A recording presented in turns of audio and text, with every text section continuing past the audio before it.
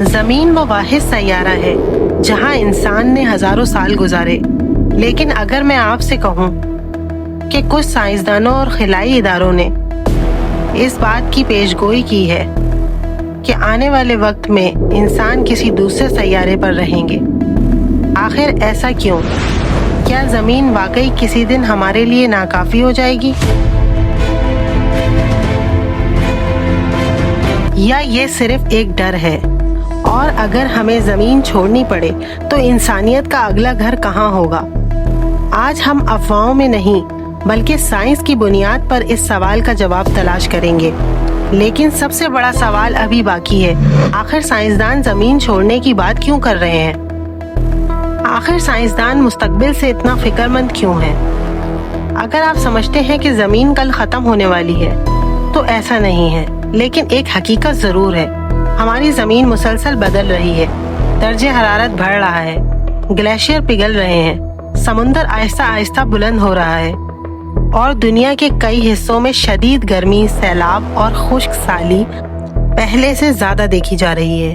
یہی وجہ ہے کہ سائنسدان صرف زمین کو بچانے پر نہیں بلکہ مستقبل کے لیے متبادل منصوبوں پر کام کر رہے ہیں۔ لیکن اگر زمین کو بچانے کی کوشش کی جا رہی ہے تو پھر دنیا کی بڑی خلائی ایجنسیاں مریخ پہ اربوں ڈالر کیوں خرچ کر رہی ہیں؟ کیا وہ کوئی ایسا مستقبل دیکھ رہے ہیں جو ہم ابھی نہیں دیکھ پا رہے؟ اگر انسان کو کبھی دوسرا گھر تلاش کرنا پڑا تو مریخ کا ہی نام سب سے پہلے کیوں لیا جاتا ہے؟ وجہ یہ ہے کہ ہمارے نظام شمسی میں زمین سے کچھ حد تک ملتی جلتی خصوصیات مریخ رکھتا ہے۔ وہاں ایک دن تقریباً 24 hours 39 منٹ کا ہوتا ہے، قطبین پر موجود برف ہوتی ہے اور ماضی میں وہاں پانی بہنے کے آثار بھی ملے ہیں۔ اسی لیے دنیا کی کئی خلائی ایجنسیاں اور نجی کمپنیاں مستقبل میں انسان کو مریخ تک پہنچانے پر کام کر رہی ہیں۔ لیکن اس کا مطلب یہ نہیں کہ مریخ ابھی رہنے کے لیے تیار ہو گیا ہے، حقیقت اس سے کہیں زیادہ مشکل ہے۔ لیکن ایک سوال اب بھی باقی ہے، اگر مریخ اتنا امید فضا ہے تو آج تک کوئی انسان وہاں مستقل رہنے کیوں نہیں گیا؟ اصل رکاوٹ کیا ہے؟ کیا مریخ واقعی انسانوں کے رہنے کے قابل ہے؟ لیکن یہاں ایک حقیقت اکثر نظر انداز کر دی جاتی ہے، مریخ پر نہ سانس لینے کے لیے مناسب ہوا ہے، نہ بہتا ہوا پانی اور نہ ہی زمین جیسا محفوظ ماحول۔ دن میں درجہ حرارت نسبتاً بہتر ہو سکتا ہے مگر رات کو یہ -100 ڈگری سے نیچے جا سکتا ہے۔ اس کے علاوہ سورج کی خطرناک شعاعیں بھی انسان کے لیے ایک بڑا خطرہ ہیں۔ یہی وجہ ہے کہ سائنس دن رات صرف مریخ تک پہنچنے کی نہیں بلکہ وہاں زندہ رہنے کی ٹیکنالوجی پر بھی کام کر رہے ہیں۔ اگر مریخ پر زندہ رہنا اتنا مشکل ہے تو پھر سائنسدان اربوں ڈالر اس منصوبے پر کیوں خرچ کر رہے ہیں؟ کیا انہیں مستقبل میں کوئی ایسی امید نظر آتی ہے جو ہمیں ابھی دکھائی نہیں دیتی؟ پھر مریخ پر اتنی سرمایہ کاری کیوں؟ اگر مریخ پر زندہ رہنا اتنا مشکل ہے تو پھر دنیا کی بڑی خلائی ایجنسیاں اور نجی کمپنیاں اس پر اربوں ڈالر کیوں خرچ کر رہی ہیں؟ وجہ صرف مریخ نہیں بلکہ انسانیت کا مستقبل ہے۔ اگر کبھی زمین پر کوئی عالمی تباہی آ جائے تو انسانوں کے پاس ایک متبادل ٹھکانہ ہونا چاہیے۔ اسی سوچ کو بعض سائنسدان بیک اپ فار ہیومینٹی کہتے ہیں۔ بیک اپ فار ہیومینٹی کو تصور کے طور پر پیش کریں، یہ کوئی سرکاری منصوبہ نہیں، لیکن راکٹ بھیج دینا آسان ہے۔ اصل چیلنج تو وہاں ایک شہر بسانا ہے۔ آخر مریخ پر ہر انسان زندہ کیسے رہے گا؟ مریخ پر پہلا شہر کیسا ہوگا؟ سائنسدانوں کے مطابق اگر کبھی مریخ پر مستقل آبادی قائم ہوئی تو لوگ کھلے آسمان کے نیچے نہیں رہیں گے۔ انہیں تابکاری، شدید سردی اور گرد سے بچانے کے لیے زیر زمین یا مضبوط گنبد نما رہائش کا مراکز بنانے پڑیں گے۔ وہاں ہوا، پانی اور خوراک کا بڑا حصہ جدید مشینوں کی مدد سے تیار کیا جائے گا۔ لیکن ایک سوال اب بھی باقی ہے، اگر انسان مریخ پر شہر بھی بنا لے تو کیا وہاں خوش رہ سکتا ہے یا زمین جیسا گھر کبھی نہیں ملے گا؟ क्या इंसान वाकई जमीन को छोड़ सकेगा?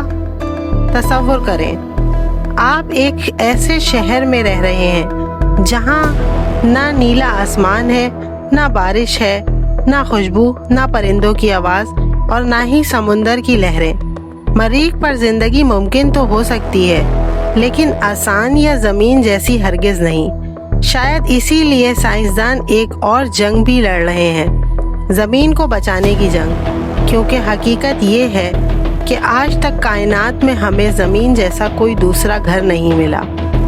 तो फिर असल सवाल शायद मरीख का नहीं बल्कि जमीन का है। क्या अभी भी हमारे पास वक्त है? हम अपने वाहिद घर को बचा सकेंगे? क्या अभी भी वक्त है? अच्छी खबर ये है कि अभी सब कुछ खत्म नहीं हुआ। दुनिया भर के साइंसदान साफ तवानाई, माहौल दोस्त टेक्नोलॉजी और नई इजादात पर तेजी से काम कर रहे हैं। अगर हम आज सही फैसले करें तो शायद हमें कभी जमीन छोड़ने की जरूरत ही ना पड़े, लेकिन अगर हमने वक्त जाया किया तो आने वाली नस्लों को ऐसे फैसले करने पड़ सकते हैं जिनका तसव्वुर आज करना भी मुश्किल है। लेकिन अगर इंसान एक दिन वाकई मरीख तक भी पहुंच गया तो क्या वो अपनी सबसे बड़ी गलती दोबारा दोहराएगा? मुस्तकबिल का असल इम्तिहान। शायद इंसान का सबसे बड़ा इम्तिहान मरीख तक पहुंचना नहीं बल्कि अपनी गलतियों से सीखना है। अगर हमने एक नए सैयारे पर भी जमीन जैसी बेएहतियाती की तो शायद तारीख खुद को दोहरा दे। मुस्तकबिल सिर्फ नई दुनिया तलाश करने में नहीं बल्कि अपनी दुनिया की कदर करने में भी है। शायद सवाल ये नहीं कि इंसान मरीख पर कब जाएगा, बल्कि ये है कि क्या हम अपने घर वाहिद जमीन को इतना संभाल सकेंगे कि हमें उसे कभी छोड़ने की जरूरत ही ना पड़े। इंसान मरीख पर कब पहुंचेगा? सवाल ये है, हम अपनी जिंदगी में इंसान को मरीख पर चलते हुए देखेंगे? इस वक्त दुनिया की कई खलाई एजेंसियां और निजी कंपनियां इस ख्वाब को हकीकत बनाने का काम कर रही हैं, लेकिन ये सफर आसान नहीं। जमीन से मरीख तक पहुंचने में तकरीबन 6 से 9 माह लग सकते हैं। इस दौरान खलाबाजों को खला की ताबकारी, महदूद वसाइल और तवील तन्हाई जैसे बड़े चैलेंजेस का सामना करना होगा। यही वजह है कि इंसान मरीख पर भेजने से पहले हर छोटी छोटी चीज़ों को कई बार आजमाया जाएगा। हमारा असल घर। शायद एक दिन इंसान मरीख तक पहुंच जाए, शायद वहाँ बस्तियाँ भी बन जाएं।